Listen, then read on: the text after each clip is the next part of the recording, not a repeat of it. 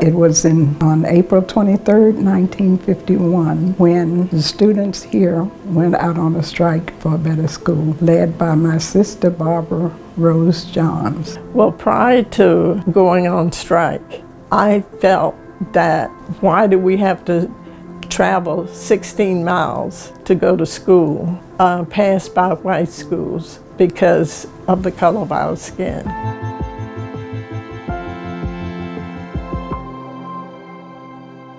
When you compare what the students at Moton had to the students that were attending school at some of our all-white schools here in Prince Edward, it was night and day.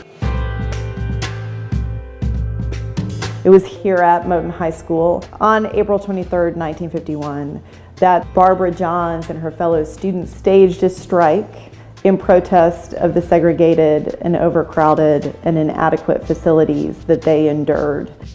Black schools had hand-me-down books that had derogatory remarks in them. They had pages torn out. We had secondhand buses. We were being programmed for failure. Inadequacy was the name of the game, but we were supposed to look another way because it's okay because you're colored. That student strike resulted then in a court case called Davis versus County School Board of Prince Edward. Became one of the 5 cases that eventually were decided by the Supreme Court under the name Brown v. Board of Education. The bus accident that happened a month prior to the strike, the school bus was crossing railroad tracks. The school bus stalled across the tracks. The train sheared off the back of the bus, and Moton students were killed. One of those students was one of Barbara's best friends. And so for Barbara, as she thinks about this idea that she and her classmates deserve more, she confides in a music teacher by the name of Miss Inez Davenport. And Miss Davenport looks at her and says, well, if these are the concerns that you have, why don't you do something about it? Barbara said she felt she dismissed her with that reply. So she thought many a day of how to go about making the situation better. And so she would reach out to classmates within the student body that she knew commanded the respect of their peers. They met in secret out on the football field and plotted their protest. And they would begin work towards the idea that she had conceived, which was a student walkout. The day of the strike started as any normal school day. The teachers got a note to come to the auditorium. Well, we thought that we were coming to the auditorium for Principal Boyd Jones. But what Barbara had done, she had one of the students on her committee to go downtown and call back to the school and pretend he was a white businessman, saying that there were students down at the station misbehaving. That lured the principal out of the school. The students and the teachers assembled. The teachers were asked to leave. But when we got into the auditorium and the curtains opened, lo and behold, instead of our principal being on stage, there was my sister Barbara. Joan was sitting about 3 rows in front of me. And I wondered, what was she doing? And I just squirmed down in my seat as far as I could go.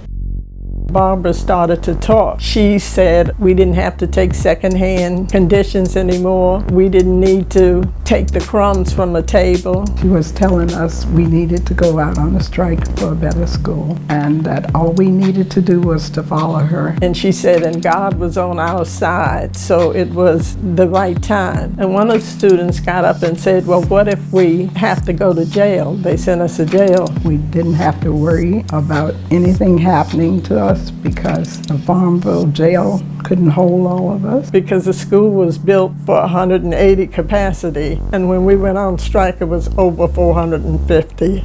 All of the students were shocked, and I was as well. And everyone thought she had told me about it, but she hadn't said a word. But Barbara was so persuasive, and she had that type of personality. And by the time she finished with the speech, everyone began to follow her out. Right after the strike, Reverend Griffin was our shepherd, and he went around to all the parents' houses and everything, encouraging them to support us. Reverend L. Francis Griffin, local pastor of First Baptist Church for many years, a local civil rights leader, was really instrumental in helping to advise the students. He did encourage them to reach out to the Virginia NAACP lawyers, most notably Oliver Hill and Spotswood Robinson. The NAACP attorneys came down and met with us, met with all the parents. They had a meeting at First Baptist Church. The sanctuary was standing room only. During the conversation, Mr. Purval, who was a former principal of Moton High School and was seen as a sort of liaison to the white community, stood up and said, "Are we doing the right thing? The school board's promised us land. Why don't we just wait?" And Barbara got up at the pulpit at First Baptist Church. She's 16 and she's a woman. In 1951, she gets up to a packed crowd and she says, "No Uncle Tom or Mr. Purval can stop us, and we have to pursue this case." And the Reverend Griffin came up after her and said, "Anyone who doesn't support these children isn't a man," and sort of drew thunderous applause, and the community voted essentially to support moving forward with the NAACP on this case. And after that, they told us that we could return back to school in 2 weeks. Barbara said in her diary that she felt that she had divine intervention in her decision. And I really think it was, because I don't understand to this day how she was able to convince that many people to follow her out of the school. It's really unbelievable. And Barbara was sent to Montgomery, Alabama to live with her uncle because they feared for her life. So she really didn't get the opportunity to stay here. So the court case is Davis versus County School Board of Prince Edward. We went first to the federal court. We did not win the case. And so that actually then sent the case directly to the Supreme Court. And then it joins with cases from 4 other communities because all of these cases involved the integration of public schools. It was decided that they would bundle the court cases together under the name of Brown v. Board. So when the Supreme Court handed down its decision on May 17th, 1954. The decision said that segregation in public education was unconstitutional.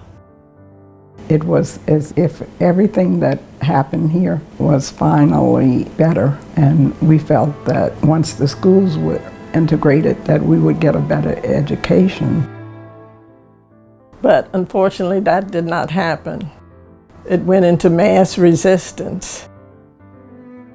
Prince Edward schools closed because of the county board of supervisors. So they shut off funding for both black and white schools in the community. So the schools in Prince Edward County stayed closed from 1959 to 1964. So it became a 13-year struggle, which when we went on strike, we never thought that because we went on strike to get a new school. During that 5-year period, most students went without formal public education. I have cousins that were out for the whole 5 years, so they worked on the farms. And now there's still some of the students that won't even talk about it because it hurts them to that point that they don't even want to talk about it or discuss it. Barbara went to her grave feeling that she was responsible for the students that were shut out of school for the 5 years, which was a shame because what she did made so much of a positive difference. But she said she felt bad about it, but if she had to do what she did all over again, she would do it. It was not her fault that the school was closed. It was a segregationist. And so there are two Supreme Court cases that bookend this story. So you have the Davis case, Brown v. Board of Education, and then you also have Griffin versus County School Board of Prince Edward. Reverend Griffin had to go back to court. There was the second Brown, and then Griffin versus Prince Edward County. That court case was important because it is the case that reopens public schools in Prince Edward. And in May of '64, the Supreme Court ruled that in fact closing public schools in a county violated the constitutional rights of children here in Prince Edward. It helps to stop other localities from doing what Prince Edward did when it closed its public schools. Southern states were watching very closely, and if Prince Edward County had succeeded, other counties and communities would have pursued the same strategy to defund public education. You know, there are different apologies and different things that are given because of what happened, but you can't erase what happened to those students for 5 years that were shut out from education. Prince Edward County saved public education for all American children.